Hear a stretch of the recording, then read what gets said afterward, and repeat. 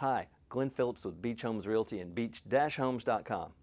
Today I'm going to share with you 6 recent trends in beach real estate. Some of these you'll know, some you might find surprising. Let's start right out. Beach real estate, interestingly, is fairly mortgage rate independent. The headlines talk about mortgage rates are stifling housing in this country. But so many of the deals at the beach are cash. While the buyers may be interested possibly in what's happening economically, they can kind of buy what they want. They can afford to buy these properties. They're discretionary.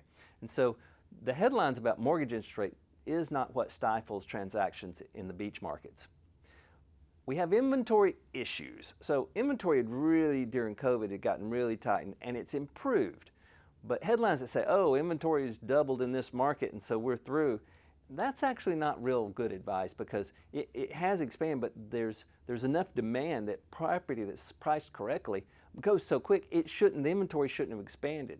So we have something that I call phantom inventory that's sitting and making the inventories look bigger, but they're not really practical. These are the things that are priced in such a way that they don't sell and they sit. So I say they're listed, but they're not really quite for sale in a realistic market from those sellers. So the inventory is still very restricted, and that leads us to a strong demand that's being very practical. Buyers want these properties, but unlike COVID where it was sort of a frenzy, they're kind of chill now. They're not interested in going crazy. They want a better selection, so they're waiting. They're looking for a number of factors to happen, including prices that they believe are too high to drop. And so they may have found, they either haven't found the property they want, so they're waiting, but they'll buy when they find it, or they see properties and they go, I'm just not going to pay that price now. This frenzy's over. So it's interesting that we have some inventory growth and yet we have strong demand, but it's real practical. So it's not rushing and making a lot of transactions happen.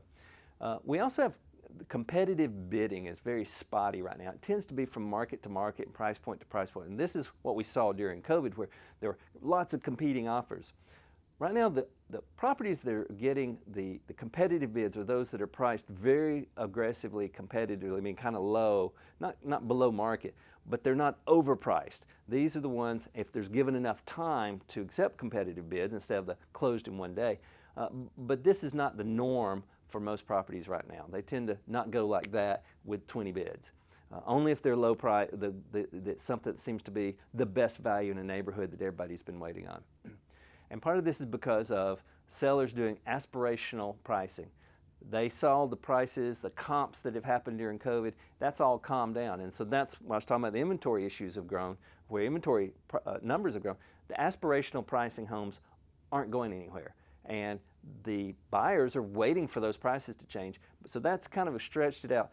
We are seeing across a number of markets the aspirational sellers are getting a little more realistic about what the market really will do. And some people say, well, I just want to test the market. Well, if you put your home at a high price and no one's interested, you tested and you failed. So aspirational pricing is still out there. I think it'll improve over the next several months and even over the next year. And then the other thing that's happening, the last trend in this type of real estate is multiple market shopping. A lot of sellers will think, well, I've priced compared to all the similar properties right around me. But many of these buyers may be looking in multiple states or different total different section of the coastline. And so you got to realize who you're competing with if you're selling, and if you're buying, that the type of property you want could be in many different locations along the coast. And so these are the trends right now we're seeing in beach real estate. Be sure and visit us at beach-homes.com where we have over 100,000 beachfront and beach access beach related properties for sale right now, as well as we can connect you with an agent who's a beach expert to guide you to find that perfect dream home at the beach. Hope this information's been helpful. I'll keep you apprised of future trends. Thank you and have a good day. For more information, be sure to check out beach-homes.com.